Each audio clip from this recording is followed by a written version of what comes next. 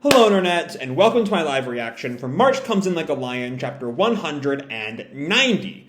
When we last left our heroes, the match was continuing, and Harunobu was getting increasingly backed into a corner, as he sort of realized that what seemed kind of random, and what even the more experienced characters see as kind of random, was actually has ended up becoming a much more unified strategy than any of them thought. And Harunobu was increasingly frustrated by this. Smith and Tanaka both sort of see this as a sign of Rei's growth, which is probably the healthiest outlook for whatever's going on with Rei right now. And Harunobu realizes that he's been, at this point, hunched over the board in a state of panic. And so he flashes back to what his teacher taught him way, way back when he first started learning shogi, to just, when you're panicking, straighten up and look at the whole board. And maybe that will give him an answer. And that's where we leave off. So let's jump right on into chapter 190, Path, Part 8. And our cover here, I think, is continuing the Nobidome story, kind of. Except now he's at Shimada's house with Sugita, I think was his name. As Shimada comes home, just frustrated seeing more people. There's more of them?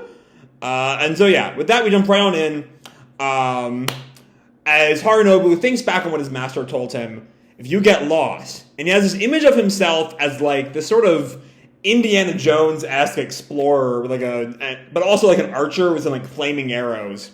If you get lost, correct your posture, take a deep breath with your abdomen, and release light into the darkness. With the 4 kyosha in the corner as torches, the whole layout of the maze comes into view. And we have this image of Harunobu setting those 4 pieces on fire so we can see the whole board, with this sort of these traps and staircases, a fan in the middle. I guess symbolizing the sort of things that might happen if he moves a piece there. All of the hidden staircases and subtle clues become visible. In Harunobu, we see him physically moving, or in his imagination, physically moving through this maze. I've done this to reset my brain during matches so many times. How'd I forget so easily? I guess it's because I forget it so easily that he would repeat it over and over to me until he was blue in the face. The one person that took me on. And we see, as a friendly commenter reminded me in the last chapter, the master sort of assigning Harunobu to Shimada when they were both younger. The one person that took me on, with this weak body and this fiery, passionate spirit of mine. My master, and he finally makes a move. 5-8 he drop. Wow, Nikaido with a simple yet furious attack. Now what, Kiriyama? And I think this is back with Smith and Tanaka as we watch the match. As they're sort of commenting on it. And Kiriyama makes a 4-3 Kaku promotes. But Nikaido takes that same piece with his Gyoku. And Tanaka looks, the way he didn't just start slipping and fall into Kiriyama-kun's current is one of Nikaido-kun's strong points. As Smith sort of nods his head, yes, it's one of the things about him I like best. And then he says, so, Kiriyama-kun, where do you go from here? And Kiriyama, we see, he's actually, now that, I think that, even looking at last chapter, that bit with Tanaka talking about how much better Rei is than he's been in the past. Let me see if I can find the bit. He's kind of hunched over the board. On page 4 of last chapter, the display is purely Kiriyama. Page 6, the thing is a flashback to an earlier chapter. He's a little bit more upright, but still kind of at an angle. 4, he's not quite horizontal, but he's getting there. And then we see page 5 of this chapter. He is in kind of the exact same pose Nikaido was at the end of last chapter before sort of bit my mouth. Before he sort of corrected himself. Anyway. Nikaido comments on the move. 7-9 keen drop. Wait, hold on. Don't tell me. This move is what you've been going for since move 69? Is that... Okay, so there's some sort of... It feels like... How do I put this?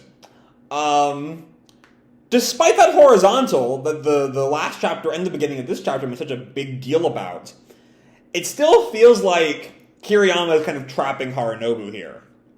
I don't know. To become stronger, you need a rival. No truer words have been spoken.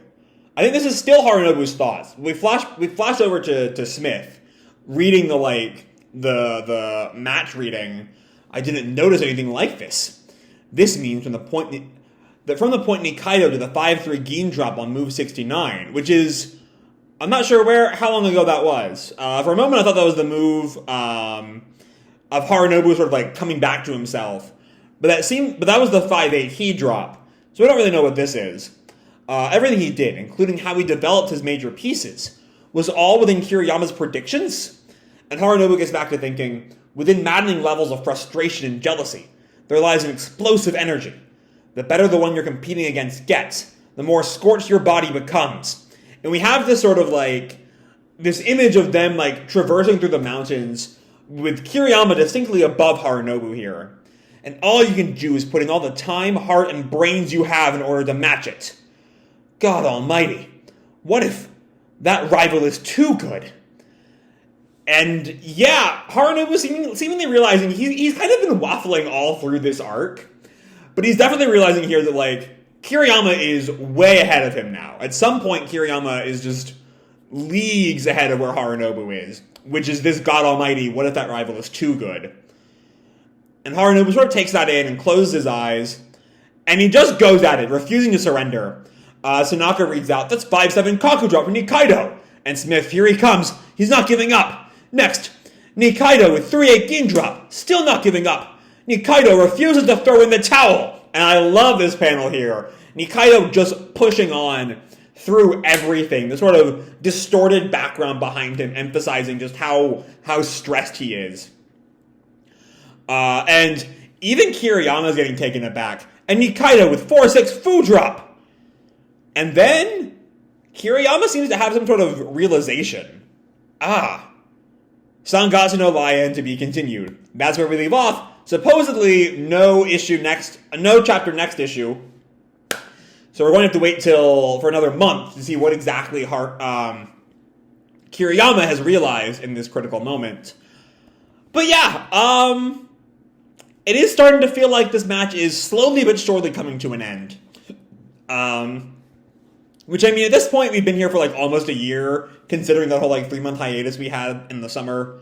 But I sort of briefly touched on this last time. At times, this match feels like it's just starting, and also, like, it has so much longer to go. Especially if this, and maybe it's just, me as a Nikaido super fan, if this is sort of Nikaido's last part being super relevant in the series, I don't really want to see him go, as he's always been my favorite character. But also, I don't know, I'm trying to quite piece out, I'm trying to work out my thoughts here on Nikaido's whole arc or whole character arc in this story arc. Because it's initially, the sort of, what I think has kind of made his character, his storyline sort of weird here, is that he's spent 8 chapters at this point waffling between, his lack of depression has made him a less effective shogi player, as he now has people in his life and not just shogi, to know that's made him happy and a better person, but also, that's my medicine alarm, but also that's made him real weird, and what the fuck is he doing, and does he know what he's doing, and then waffles right back to, yeah, he knows what he's doing, and I get sort of what's going on here, I can track all that, but it has this kind of less than firm quality, as Nikaido's been, like, waffling back and forth in pure page count, the course of about 80 pages or so. Just because Path started back in, let me see if I can find just how long ago Path started. I think around last May. Yeah, last May. Just because it's been 9 or 10 months from our standpoint, it's been 80 pages and like a couple hours for Nikaido. And it just sort of feels like he's waffling really fast. I don't know.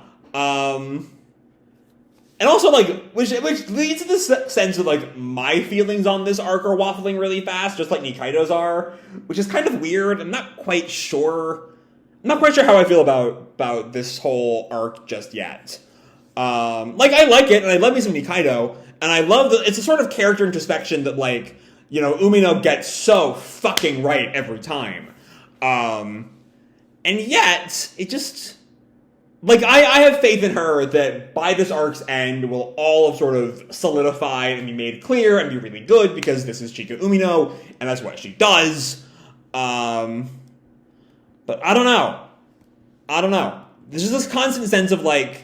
And I think maybe part of it is that, like, we're not really in Kiriyama's headspace, but for as much as this arc is about Nikaido, it's also about Nikaido trying to get a read on who Kiriyama has become. And so, as he doesn't know, and as we can't really see inside Kiriyama, it leads to this sort of less than stable sense, I guess, if that makes any sense at all. I'm not sure it does. I don't know. There's a lot of good shit here, and I'm really excited to see how this whole storyline plays out, and it does really feel like we're approaching the end of this match. And I'm sad to see it end, but I'm also excited to see how exactly Umino plans to wrap all this up. So with that said, I'm going to leave this video off here. Hope you all enjoyed the chapter and the video itself. If you did, feel free to drop me a like or subscribe, or, you know, do whatever makes you happy, you know? And as always, your life is your own, okay? Bye!